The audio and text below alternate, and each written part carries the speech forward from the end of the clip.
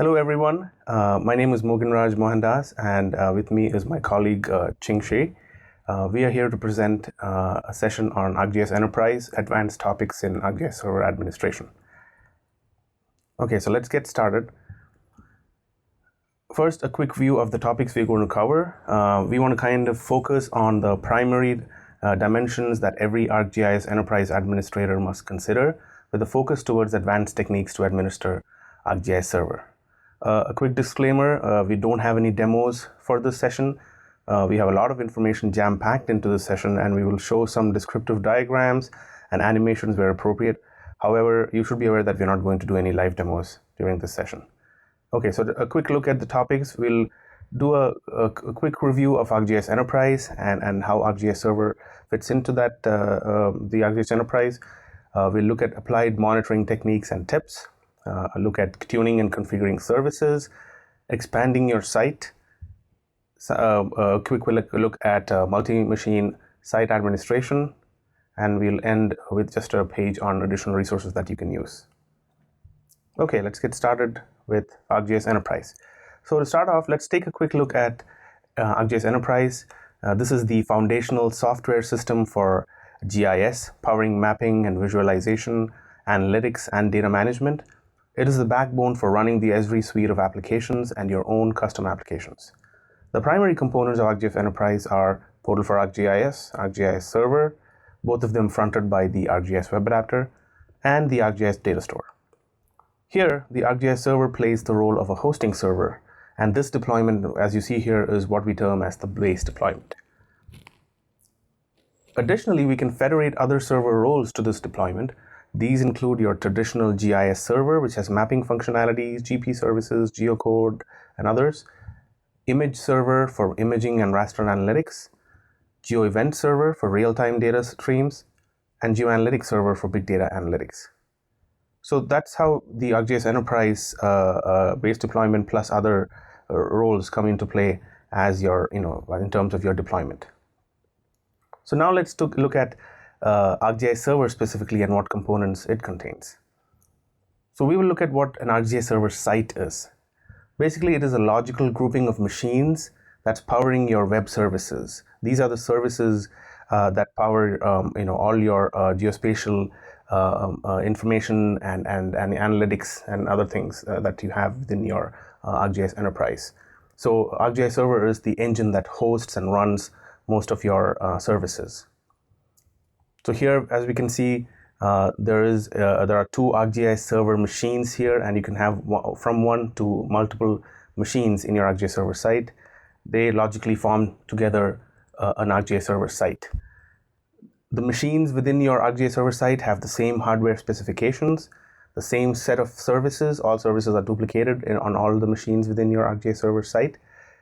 They connect to the same shared configurations and obviously need access to the same data. So basically, all the machines within the logical construct of your ArcGIS Server site are all peers of each other. So as we look at this diagram, we have the configurations that it connect to, both of the machines connect to. We also have then the ArcGIS data store, where I've shown here. This includes this is basically managed data, like for hosted feature services and other hosted services. And then we have data stored in enterprise geodatabases and file stores or cloud stores, depending on the type of server role you have. So these are the different data stores that you can connect to. You'll of course have a web adapter that distributes requests coming from clients. And as you can see, there is the federation aspect, which federates the server to an ArcGIS Server portal to complete the enterprise deployment. So now that we've looked at ArcGIS Server and we want to concentrate on the ArcGIS Server side, from an ArcGIS Server perspective, these are the primary facets of administration that an admin has to go through. These are not necessarily always in a specific order, but one way to think about it is that once you have a deployment ready and required services published and you're ready to go in production, for example, you likely use the default configurations and you start off with the default configurations and then start monitoring your system as you put the system into production. Over time, this monitoring results in some configuration changes and some level of tuning that you may do. And as you do these configurations and then you continue to monitor again, you may decide at some point that you need to scale out your site to more machines. So we will look at some aspects of each of these sections or aspects or facets of administration throughout this session. So let's begin by looking at applied monitoring. We will look at usage statistics, request ID, job ID tracking, and some additional quick tips. All of these are out of the box that you can get from your ArcGIS Server site. Okay, so usage statistics. This is a very useful feature available for monitoring your enterprise, especially your ArcGIS Server site. Usage statistics includes hosted services as well as all your server published non-hosted services as well. The information that it displays are things like total number of requests over a period of time for individual services or a combination of services within a folder. You can also select a folder or folders or create a statistics report for the whole site. You can also get average response time of requests over a period of time for individual services or a combination of services within a folder or for the entire site. You can also get max response times of requests over a period of time for the same amount of, for all the mix of services that you want. And all of these you can get over various time periods, including last hour, last day, last week, last 30 days, or a custom period of your choice. So what's this helpful for? Of course, this is greatly useful for tuning your service. As you monitor using usage statistics, you can tune your services according to the load that you have. But this is a place where you can see what the spikes are and where you see some services are getting used more and some services are getting used less. So it helps with capacity planning and identifying peaks in usage for the site itself and take further action. You can also additionally, as part of this capacity planning, get these reports out, these rich graphs that you can export out and present those to your higher management to ask for more resources like CPU or memory or add more machines to your site, etc. You can also combine statistic information along with information from the logs to gain insightful information when you're troubleshooting an issue in your ArcGIS Enterprise, especially issues that are performance related or related to slowness in your site. So you can use that statistics along with the logs to gain that information. Also, we want to talk about the administrator endpoint for statistics. This is under the /admin/usage reports API in the administrator root directory. As you can see, you can update settings like enable, disable usage reporting, how long to keep reports on disk, and how granular you want the data points to be. So the default frequency for a data point is 30 minutes, which means that all the requests, for example, for a particular service, all the data points for that particular service are collected and aggregated for the 30-minute window and put in as put as one data point. But you can always bring that aggregation interval down, but please understand that this will affect the performance of server as you go lower. You can also select individual reports and filter them by machine as well from the administrator endpoint, something that's not available through the ArcGIS Manager interface, and also additionally export in formats like HTML or JSON in addition to CSV. You can also create multi-metric reports through the administrative API. This means you can get a single report that provides, for example, total request count and max response time or average response time for the service or services or folder combination that you want.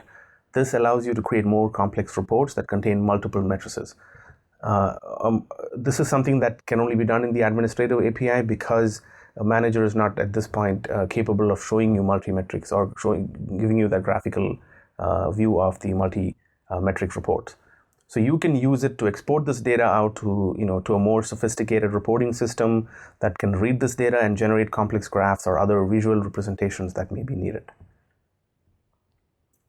Next, let's look at an improvement that we made called Request ID that will enable better troubleshooting and monitoring of your ArcGIS server site. This is a field called Request ID that is in your server logs. With this field in there, you're now able to track a specific request through its request response pipeline within the server. This is for all service requests that come into the server. It applies to both REST and SOAP requests as well as internal admin requests as well. Also available is the ability to query the logs using request ID as a filter. This really opens up a much easier experience when troubleshooting issues or even just monitoring the server.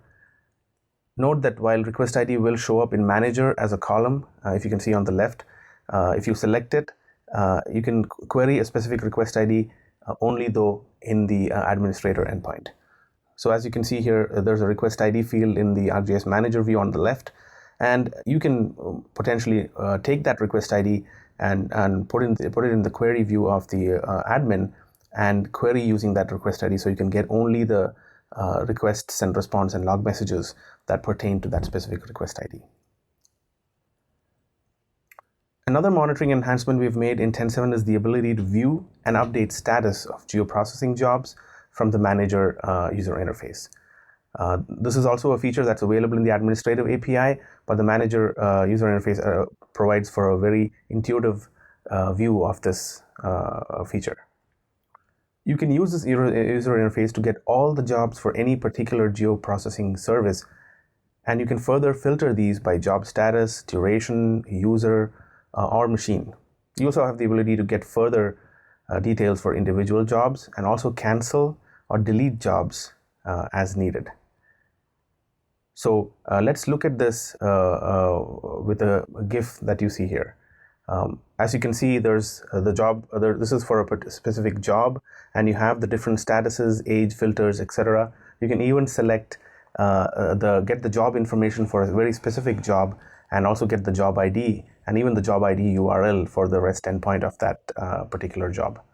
You can also go to settings in Manager and select which columns you want from there. Columns like duration, machine, etc. And this is all available from if you go to Site tab and Jobs. Now this is the administrator endpoint view of the same view that you saw in Manager. Here you can see get things like job statistics, which is a view into the total number of failed jobs, total number of succeeded jobs, etc. You can also additionally have purge queue operation, where you want to purge the queue for all the jobs for a particular async GP service. So here's a look at this functionality in the administrator endpoint. This is pretty much whatever you have in the Manager user interface, with some additional options to cancel, delete, and such. A quick look at some very small enhancements that we've made over the years from 10.6.1 onwards. First thing, wait timeout information for ArcGIS server-based GIS services.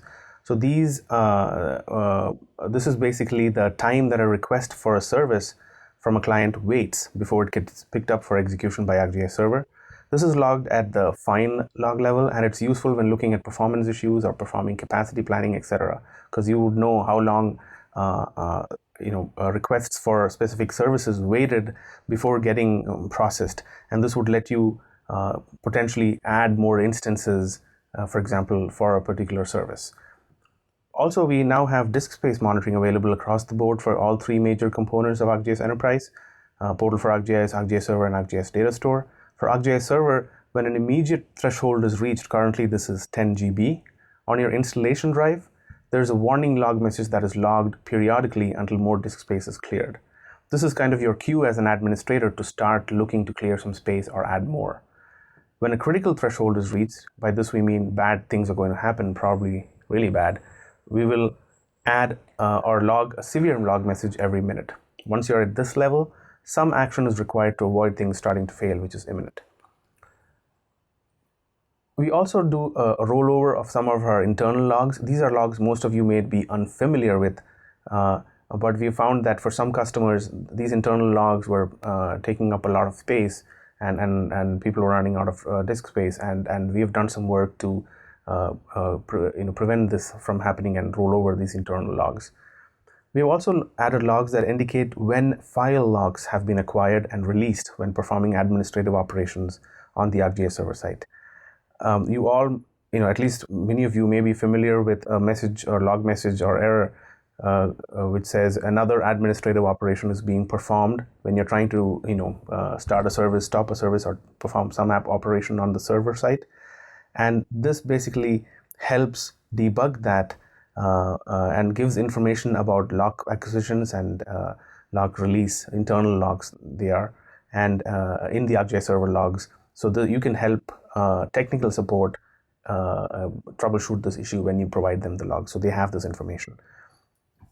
Additionally, we also have included hardware information, including RAM, CPU, etc. for ArcGIS servers and for each machine in ArcGIS server, and this is available through the administrator REST API. Okay, so now we have covered one aspect, which is the monitoring aspect. I will move to my colleague Qingxi for covering tuning and configuring and expanding. Thank you, Morgan. Now you have the tool and resource to monitor your ArcGIS server site. Then you may find some servers need to be tuned or configured to meet the request demands in order to optimize your service instance and machine resources. In this section, we're going to focus on tuning and configuring non-hosted servers which are published to our ArcGIS server site and powered by ArcSoc exe process. And tuning configuring service property here do not apply to hosted servers in Portal, but we added additional resource at the end of the PowerPoint about how to manage your host feature layer. Okay, there's two ways to configure your service. One is from your ArcGIS Server Manager, and another way is to configure them from ArcGIS Server Administrator APIs. The screenshot here is the overview where you can configure your service property in ArcGIS Server Manager, and we will discuss the configuring service parameters, capabilities, poolings, process. Okay, let's get started now. Under the service parameters, we're going to focus on those three areas, and we found most users have questions from previous conference. The first one is the data field setting. If your map and feature service contain the data field that need to be stored in the local time zone, specify this time, allow the service to correctly convert and record the time and date value based on the local time you specified.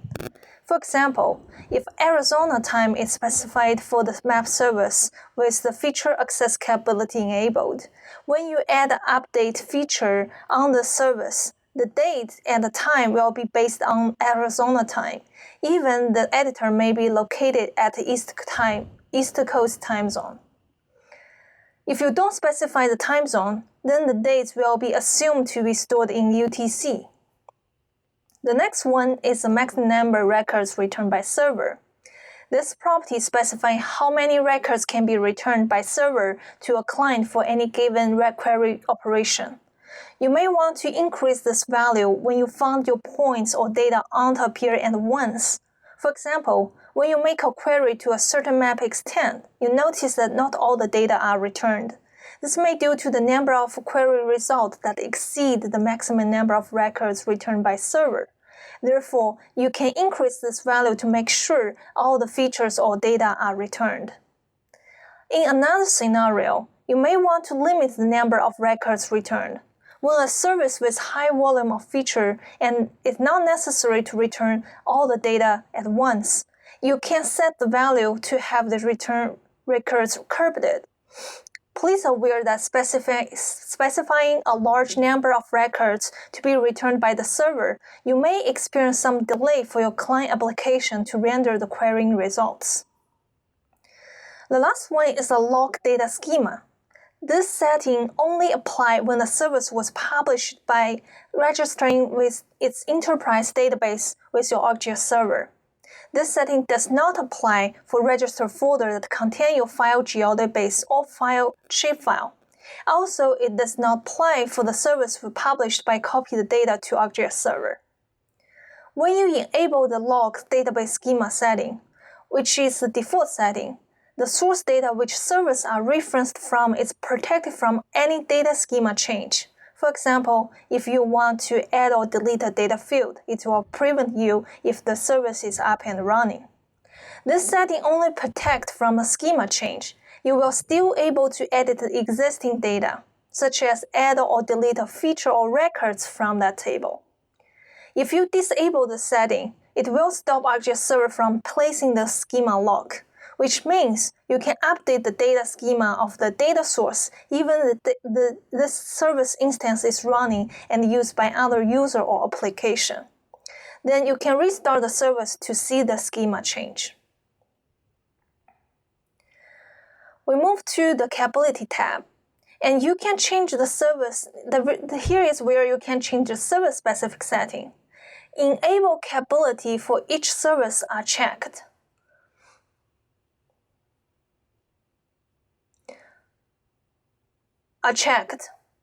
Such as this service has a feature access capability enabled, thereby giving it a feature service URL. The allowed operation associated to the service capability provide you the option to which service operation you want to enable or disable. For example, in this screenshot, I enable the extract operation for the feature service, which allow the editor to extract the copy of the data to a file GL database or SQLite database using the custom applications.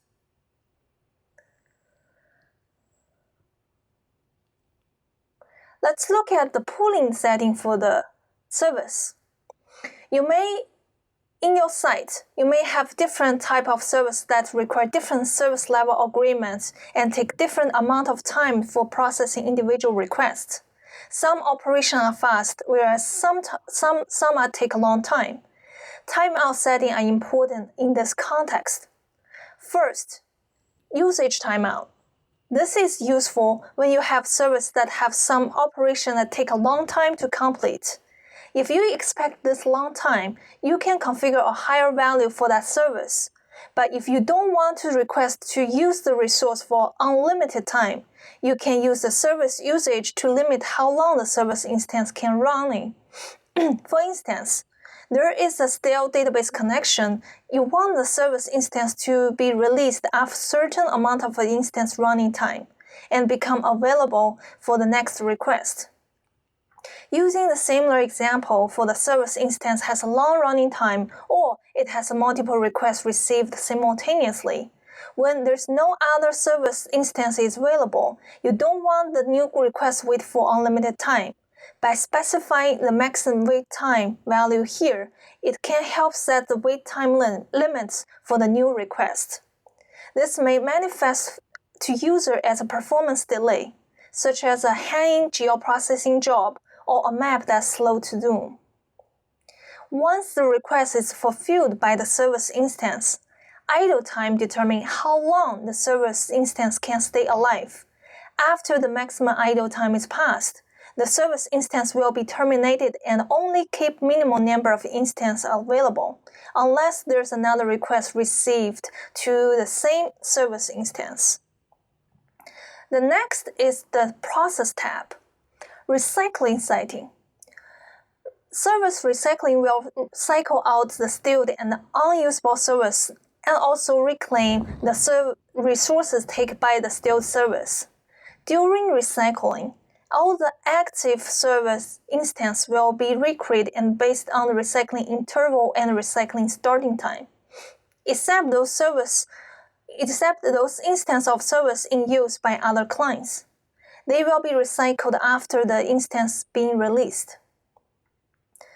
All service instances are not recycled at the same time. Services are recycled one instance at a time to ensure that instances remain available and to spread out the performance hit caused by creating new instances of each service. Before we move into another property of a pooling property, it's important to understand what powers the non-hosted service. They are the service instance and ArcSoc exe process. ArcGIS Server performs all its tasks or works through the user's active service instance. And an instance is executed by a computer process called ArcSoc exe. Also, you will find one instance in your ArcGIS Server Manager is corresponding to one ArcSoc exe process. For example, when a request is made to the non-hosted service in your ArcGIS Server site, such as pending a map service, this service request is received by this map service instance. And then the ArcSoc process will execute this request on behalf of the service instance. Also, it's good to remember that each ArcSoc process takes a certain amount of memory that's ranging from 100 to 200 megabytes of RAM. So with that side, to manage your site instance, you can adjust the maximum and minimum number of instances that will be assigned to the service per machine in the site. The ArcGIS Server site will scale the number of active ArcSoc processes up and down within this defined range depending on the current traffic. When your service often receive multiple requests simultaneously, you can increase the minimum number of instances, which will add more ArcSoc process on your machine to make sure that service always have enough ArcSoc process to execute this request. And when your service occasionally have heavy load of requests coming, you can increase the maximum number of instances which only add more ArcSoc process when it needed, and the number of ArcSoc will return to the minimum number specified on here once all the requests is complete.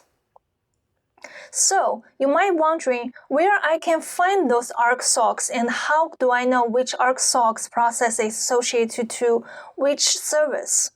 Well, for example, in the server manager, that you can find that information on the task manager. So on the task manager, you want to add the column called command line.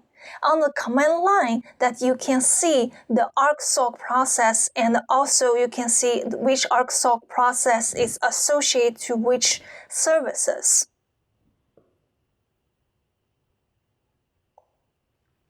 So far, we have discussed how to tune in and configure service property for individual services to meet different service demands, particularly those services have high traffic. We also call those service instance type as a dedicated service pool, meaning each service has its own dedicated ArcSoc process, and configuring its service property will not impact other services. Then what happens if you have many relatively low traffic services on your ArcGIS Server site? Again, it's worth to noting that more ArcSoc will increase the RAM usage on the ArcGIS Server machine. So it is difficult to have hundreds of the servers on your ArcGIS Server site without increasing your machine memory. Prior to 10.7, you can set the minimum instance of the service with a low traffic as 0. This will be result there's no active ArcSoc process consume your machine memory when there's no request. However, the downside of this method is the first request will experience what we call cold start issue in order to spin up the ArcSoc process. And during this time, you will see the ArcSoc process add to your machine need to consume your machine memory. But the good news is since 10.7, we introduced the shared instance as solution, which will save your machine resource without compromising the performance of the first request. So let's take a look. What is a shared instance? The shared instance, the goal is to conserve the computer memory by pooling shared ArcSoc process for use by multiple qualifying service, And its purpose for the service have a relatively low traffic. And if you have the service that receives smaller number of periodic requests. Also, for the service that do not receive the concurrent request, if you have those type of service, you might need to consider using the shared instance type. Okay, now you might wondering how those shared instances work. For the qualifying service, you can publish them as a shared instance. Unlike a dedicated instance service, shared instances do not have the dedicated ArcSoc process created for that service. Instead, it will use one of the ArcSoc process in the shared instance pool. For instance, when a request is received by a shared instance service, the request will be executed by one of the available ArcSoc in the shared instance pool. And once it's done handling the request, that ArcSoc is free to be used by any other service in the same shared pool. So now we mentioned map shared instance is only for qualifying service. Then what is the qualifying criteria? You can publish the map service as a shared instance, and also map service with capability with feature access, WFS, WMS, and KML. You need to publish the service from ArcGIS Pro, and service published from ArcMap will not able to publish as a shared instance service. Also, cache map service published from ArcGIS Pro that met above requirement can be published as a shared instance service. We also planning to add more other service type in the near future. So here is the diagram to show you what is traditional ArcGIS site without shared instance.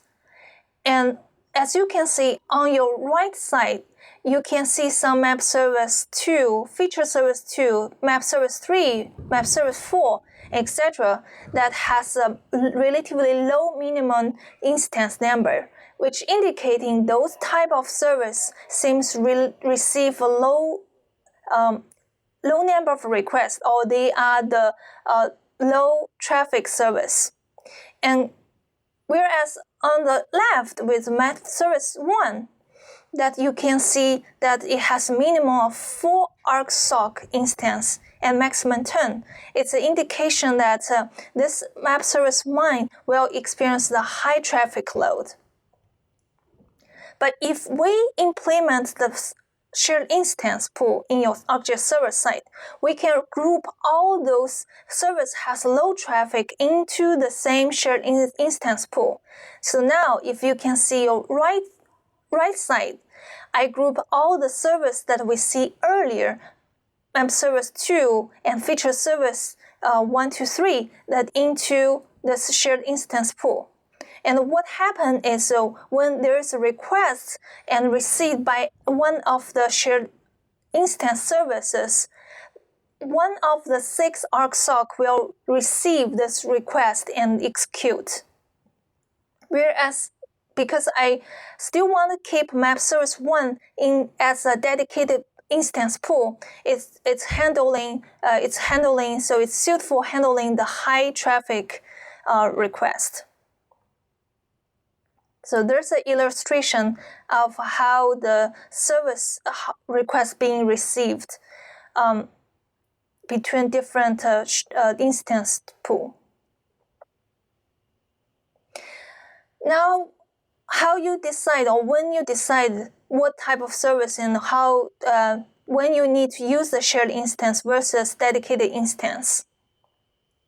For the shared instance, you want to use when you have low traffic service, or you already have the service that have the minimum instance at 0. And also the shared instance is only can be used or for the qualified service tab that we mentioned earlier. If you want to modify the shared instance service configuration, all services we are using the shared instance pool have the same configuration. For the dedicated instance, you want to keep those services that receive heavy load of traffic to stay in the dedicated instance pool. And also, servers that you already set with minimum dedicated instance to a higher number, you still want to keep them as a dedicated service. Dedicated service is supporting all type of service. And also, if you have the service that you contract under a service level agreement, you want to still keep them in the dedicated service pool. Tuning, configuring each dedicated service will not infect the other service pool. To configure shared instance service on your site, you can either publish or change individual service as a shared instance, or set shared instance set shared instance service type as a default instance type on your ArcGIS Server site. To designate an individual service to use a shared pool, open up the Service Editor page in your ArcGIS Server Manager and navigate to the Pooling tab showed on the screenshot. Then click on the button to make the service available using Shared Instance Pool, and then click the Save. Restart the service to apply your change. You can change the service instance type at any time. A service must meet the certain criteria in order to use the shared instance pool. If it doesn't, this option will be grayed out in your ArcGIS Server Manager. There are also the site-wide settings that you can configure for your shared instance. Using the pooling page in your ArcGIS Server Manager, you can specify the default instance type as shared instance type. All compatible service will use the shared instance pool by default. You can also change the number of ArcSoc running in your shared pool at any time. Unlike the minimum to maximum range that you set for the dedicated pool, the shared pool runs a fixed number of instances. The default of new site is based on the smart value based on the number of cores available on the machine. You also additionally have the cache size. This is the number of servers whose configuration are cached in the memory and do not incur any overhead for the first request. Although shared instance servers do not have the traditional cold start problem, there is still slightly overhead of the servers are not in memory. The application will use Alice's recently used algorithm to decide what servers to keep in this cache. The default number is 50, and we recommend if you have more commonly used servers, then use a different number. Okay. Now, we had discussed how to optimize your service instance. If this still cannot satisfy the request demands on your ArcGIS server sites, let's begin to look at how to expanding your enterprise. And we're going to look at why you want to expand and how you want to expand. So you have your base enterprise ready, and you may already be in production and running, or you may be in the staging environment and preparing for production. Regardless, you may want to plan for expansion. What are the reasons you want to expand though? You may be expecting increased load or usage of your web map apps, or other services. Or in case you're already in the production, you may be experiencing this increased usage right now. Another reason is that you may want to utilize some of additional capability. For example, geoanalytics, raster analytics, or using notebook server. This requires adding additional ArcGIS server which are licensed to perform those tasks. Maybe you want to separate your server from workload, where one server is there to perform the heavy geoprocessing job that require large amount of resource, but another server is available for usual site operation. Or you want to have the high availability. This might be also a concern of yours. All of those are great reasons to look into expanding your site. But with all the software components that make up ArcGIS Server, ArcGIS Enterprise, you may be wondering how all of the software expands. So now let's look at the components of Enterprise and how can they expand to scale. For Portal, you can set up both primary and standby portal for the high availability use case. For ArcGIS Server, you can expand two ways. First, you can have multiple sites. You can add additional ArcGIS Server sites to your deployment. Or you can have multiple machines on the same site. Here, you add additional machines to any of your ArcGIS Server sites. This could be your hosting server or any other ArcGIS server. For data store, you can set up the primary and standby data store for all the type of data store, for example, relational, tile cache, spatial temporal. Let's now take a moment to explore those two ArcGIS Server expansion workflow. Of all the way that ArcGIS Enterprise can expand, ArcGIS Server is perhaps the component that undergoes this process the most. So let's take a look at the ArcGIS Server expansion workflow in a bit more detail. So we will talk about first way to expand ArcGIS Server, adding more ArcGIS Server sites to deployment. There's a few use cases. You may want to isolate the hosting server from other specialized ArcGIS server. So you could add a separate GIS server that is federated with your enterprise, or a geoanalytics server, or a GIS image server for your raster analysis need. For workload separation and separating the different type of service, perhaps some are more CPU intensive like routing services. So how do you do this? You would need to provision your machine and install ArcGIS Server on them with the hardware resource you want to. Second, license your individual site with the appropriate license. Then create the site and federate the site with your portal to bring into your enterprise. The diagram here is to describe some of the possibilities.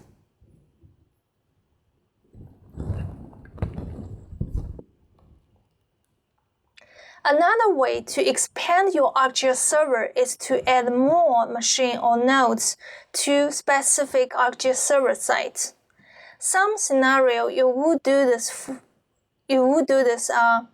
if you have a heavy usage of building analyze tool or high number of inside of ArcGIS user, then scale out your hosting server. You use your hosting server for double duty and it also serve out dynamic map services or run geoprocessing jobs. Or you make geoanalytics or raster analysis workflow that need more computation power. Or you have heavy geoprocessing jobs that being performed and need more resource, that's more machine.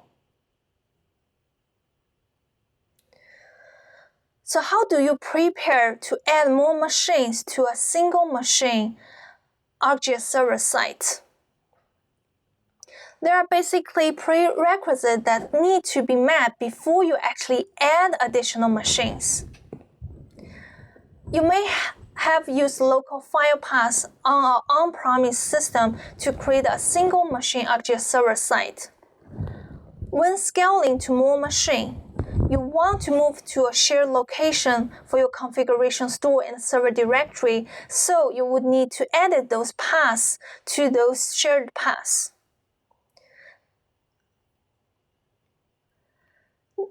You also want to make sure that you have the same operating system and hardware. All servers that you published are duplicated on all machines in your site. So it is ideal to have machine process the same hardware resource and to be on the same operating system. Always make sure that you have the same version of ArcGIS Server. You also want to make sure the exact same license is applied to all machines in your ArcGIS Server site. This includes expiration date. This is enforced. And adding or joining machine to a site will fail with clear error message about license. All machines should use the same ArcGIS Server service account. For instance, for Linux, this can be an account have the same group ID and user ID on the Linux machine. Also, the ArcGIS Server service account mentioned just now need to have read and write permission to the shared server directory and configuration location. This allows our machine to perform appropriate read and write from and to the configuration store and directory. Ensure machines can communicate with each other using the designated ports as mentioned in the documentation, and you may also require adjust your firewall setting. Of course, you want to make sure the ArcGIS Server on all machines can access all the data. Okay, now once you have make sure all those requirements are met, the next step is to actually add the additional machine or machines. There is a two-way to do this. Add machine. You use the ArcGIS Server Manager of an existing site and perform an add machine operation using the machine name and URL you want to add. Next is join site. This is more like a push. You use the ArcGIS Server Manager of the machine that you want to join to the site and use the join site operation to join this machine to the existing ArcGIS Server site.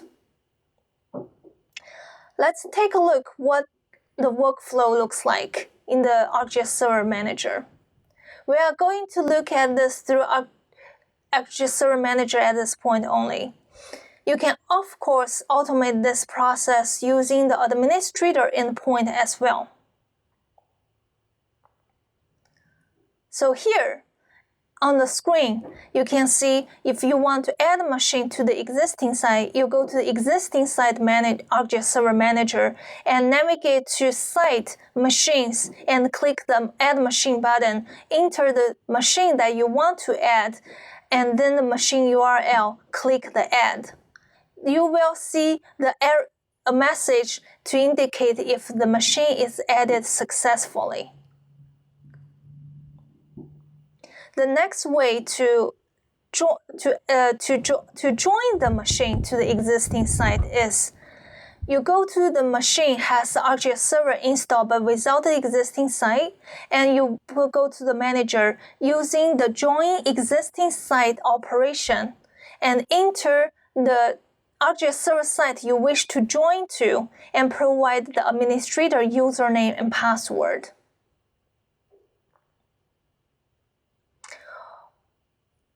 Once the machine is joined to the site, here is a view in Manager that you would see if the machine is added successfully.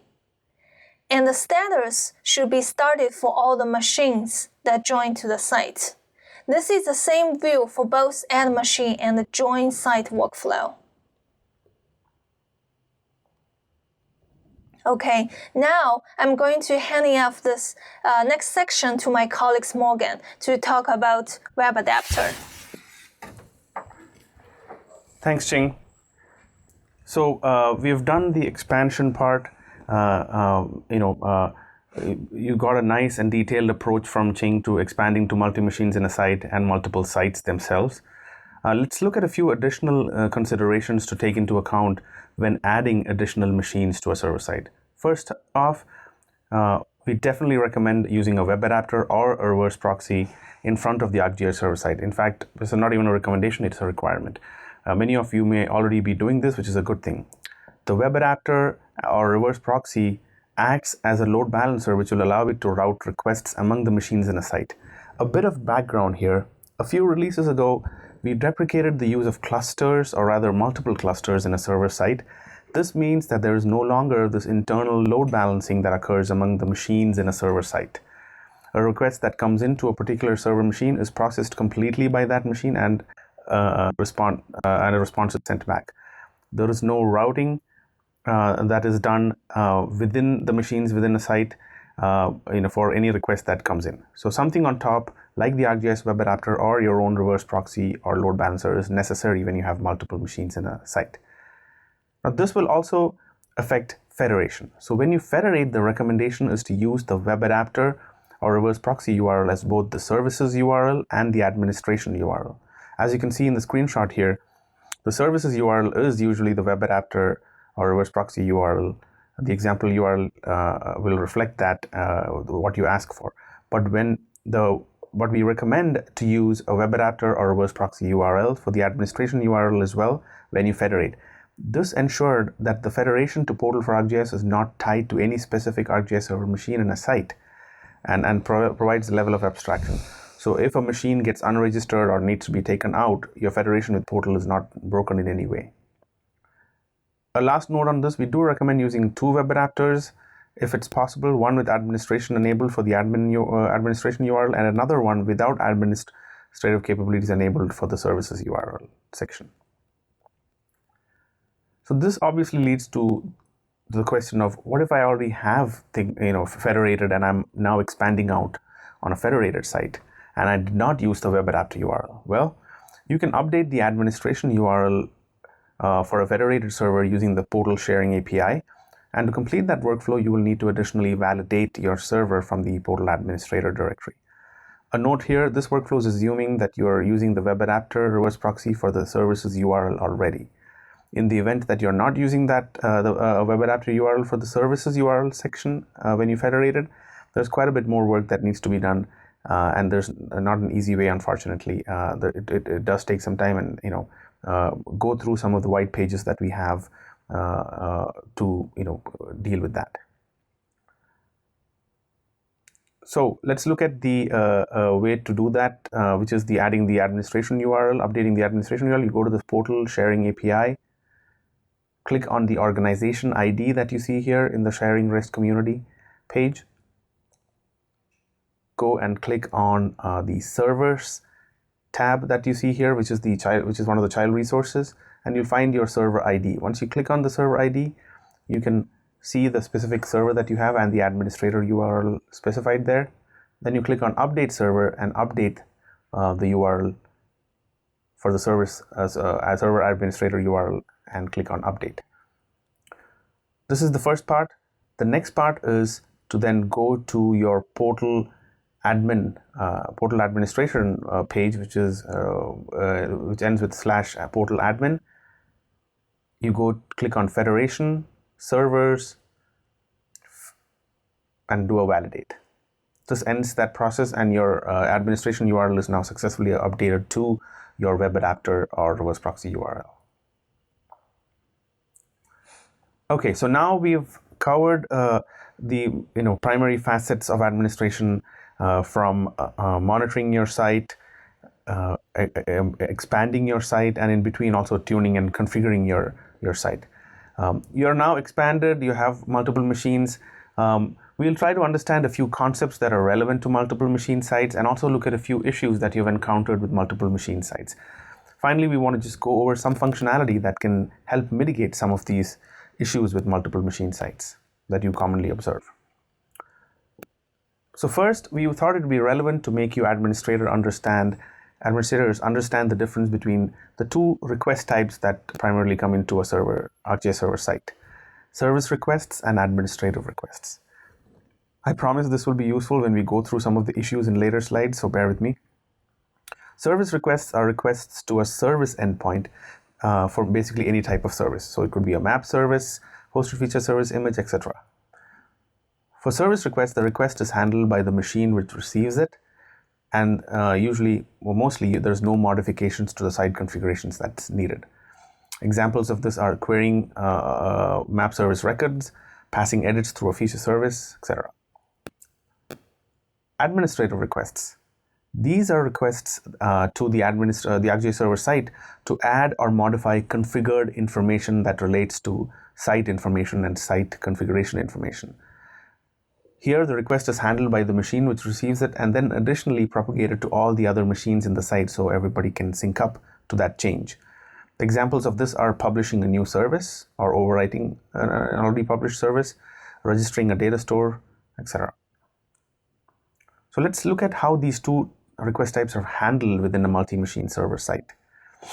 Service requests first. An incoming request comes into the web adapter. The web adapter then routes that request onto one of the machines in the site, in this case machine 1. The server machine accepts the response, processes the request, and sends a successful response or a failed response if that happens. Simple enough. Next, administrative requests. An incoming request again comes in through the web adapter. It is then routed to one of the machines in the site, again machine 1 here. The server machine accepts the response, and as part of this publishing or administration workflow, it will update the site configuration with these changes. So it usually gets updated into the configuration store and other server directories as needed. Once this is done, the other machines are notified by this machine to pick up the changes that have happened. This is different from service requests because you're making a site configuration change as part of publishing or administration workflows. The other machine then syncs up with these updates, and the original machine responds back with a success. With that understanding, let's now look at some common issues that our customers have reported with multiple machine sites and look at some functionality that can mitigate these issues. First, my site performs poorly when one or more of the machines in the site are unavailable or down. So let's look at that scenario. So you have an ArcGIS Server, a multiple machine site.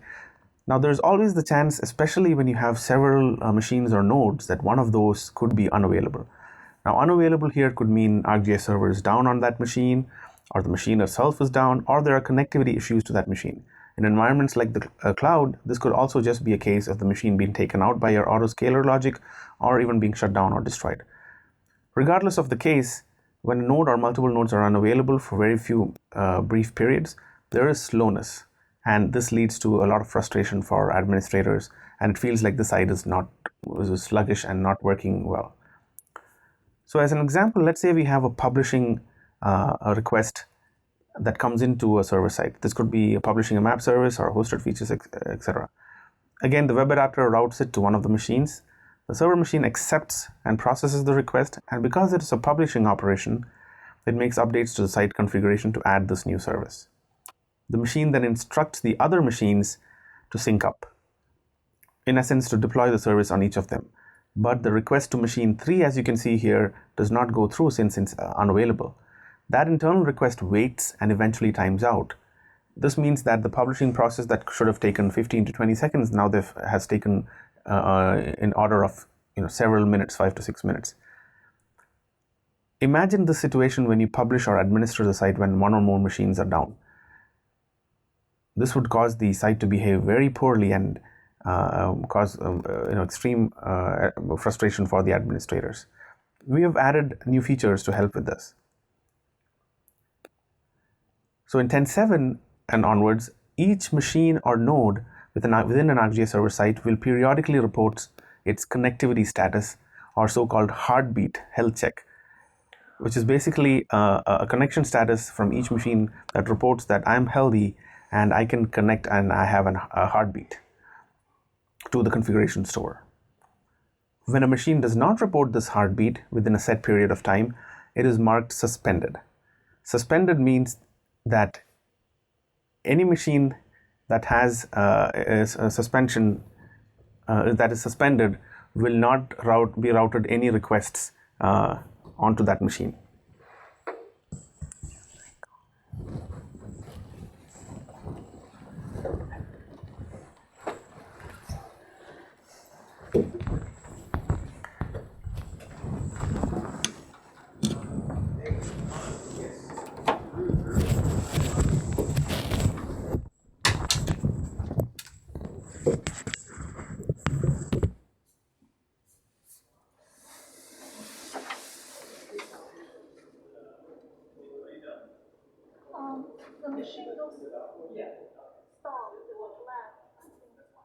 reason, I don't know if the computer is out of battery, so we couldn't finish yet. So what happened? The laptop should turn off? No, it's got power. So I thought it didn't have power, but I don't know what's going on. Yeah, that one But went. your laptop is off now, so would the laptop go off? I think so. The screen went off. So your laptop went off? I think so. Yeah, yeah. Something happened. We can carry on from there. Is it possible to? Yeah, sorry. Yeah. Thank you.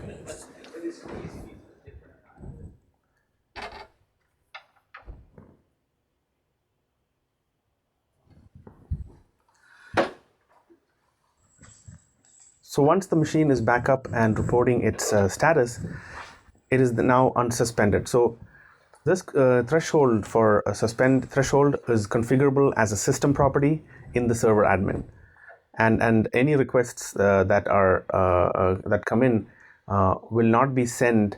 Any administrative or publishing requests that come in will not be sent to the suspended machine.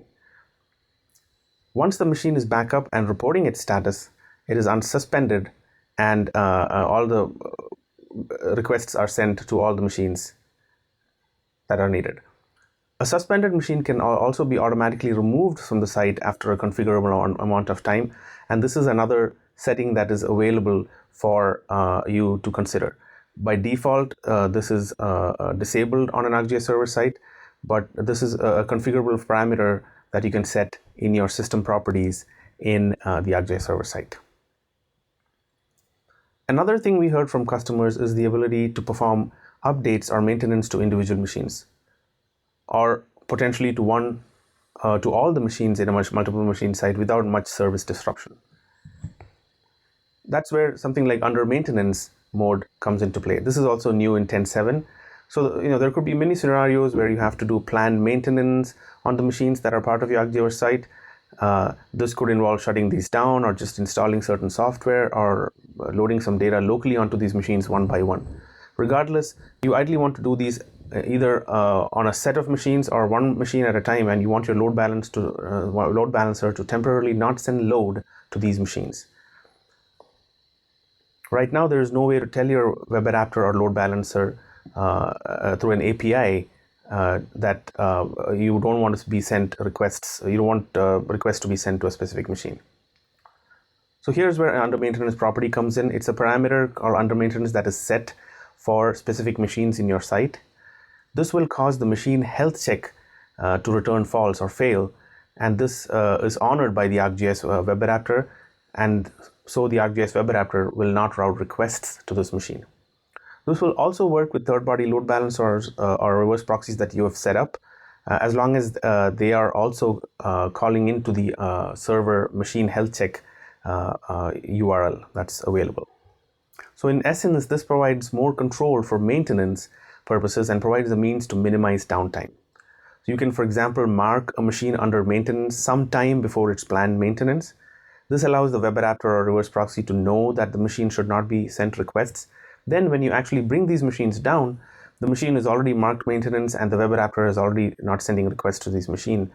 So it's already in a state where you don't receive any kind of or you don't incur any kind of service loss. A third scenario that's commonly asked about is where you as an administrator want to control and enforce when publishing or any administrative operations are done to your site. You have set limits on when people can publish, but there are no ways to enforce it. Also, you want your server site to be reliable and function even when there are temporary disruptions to the shared config store or shared configuration store.